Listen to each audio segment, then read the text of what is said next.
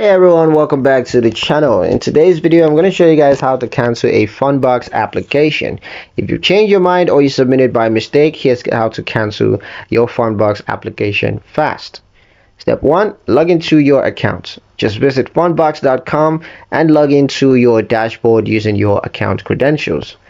Next, go to your application status. Just click the Credit tab or find the status update on your home dashboard. If the application is still pending, then you can cancel it. So step 3 is to locate the cancel option. You want to look for a cancel application button that's near the status message. If it's not visible, you gotta move to the next step. Step 4 is to contact support. So if there's no cancel button or your application is already in review, you're going to need to contact Fundbox's customer support directly at support@fundbox.com, or you can do so through the chat function on their website. Step 5 is to confirm cancellation. In your message, you want to state clearly that you'd like to cancel your application. Include your business name and your registered email as well.